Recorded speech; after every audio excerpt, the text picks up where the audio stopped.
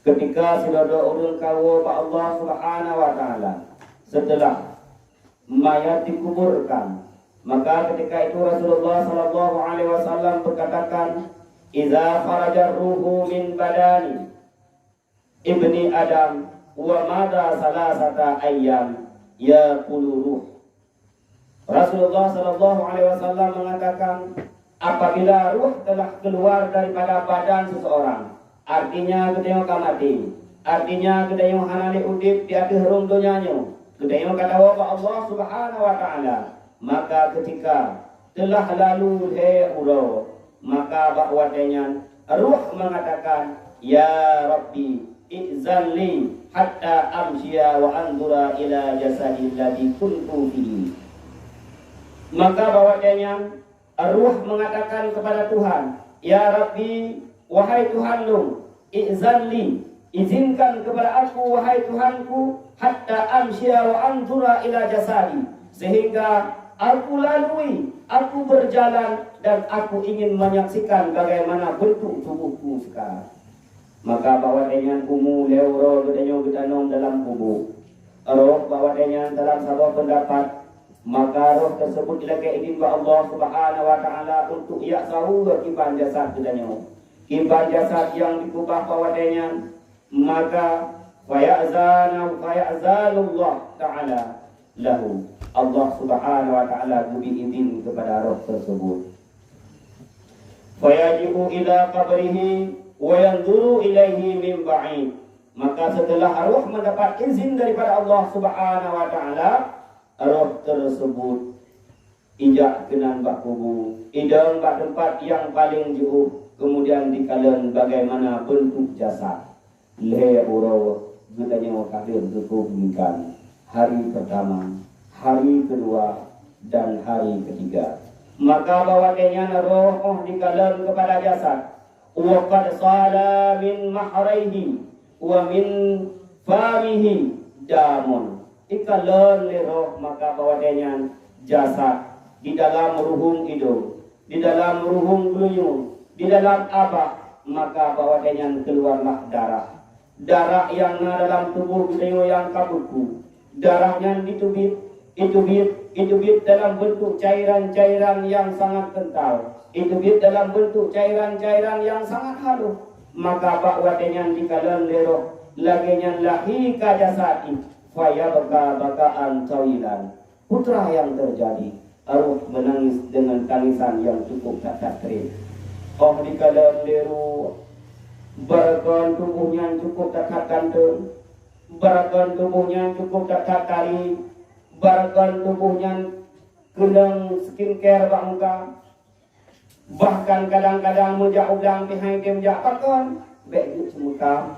Tetapi orang dikalan di roh ketika dia Allah Ta'ala tumikan, maka darah keluar daripada dua ruhung telinga, darah keluar daripada dua ruhung hidung, darah keluar daripada mulut. Maka bahwa dia payah bakal tawilan ikli liroh dengan tangisan yang cukup tatapkannya.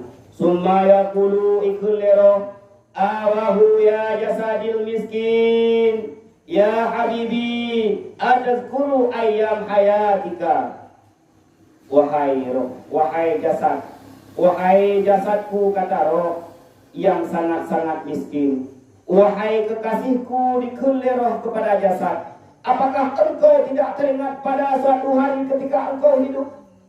Hana ingat bahwanya ketika rupa kata matang gotakat, ketika tubuh kata matang kuat, ketika gada disanjung-sanjung oleh urung-urung, ketika gada disanjung-sanjung oleh tetangga, ketika engkau diidolakan oleh seluruh manusia, apakah engkau tidak teringat ketika itu? Itulah kata ruh kepada jasad.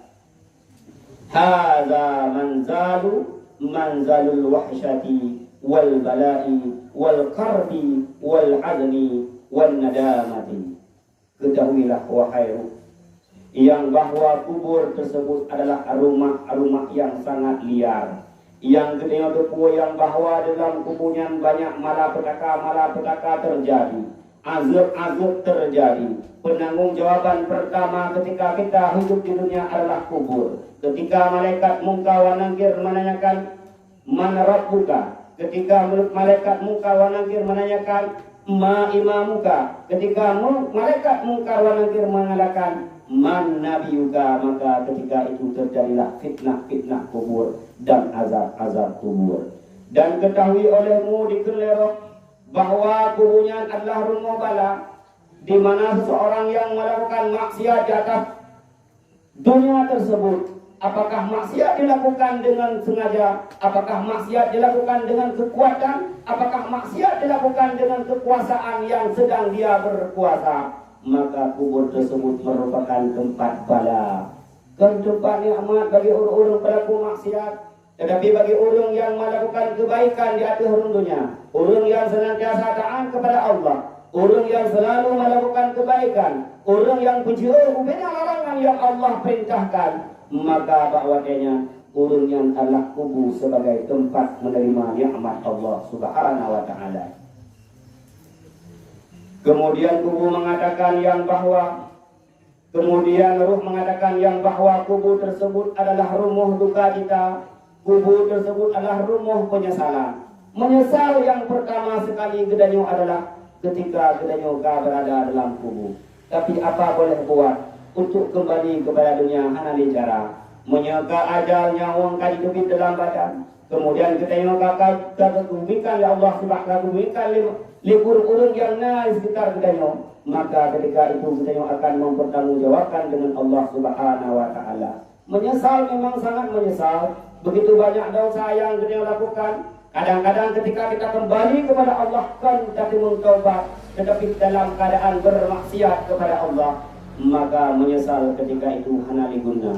Summa yamdi, maka ketika itu ruh kembali kepada tempatnya. Nyan ba umul he ulo gede dalam kubur.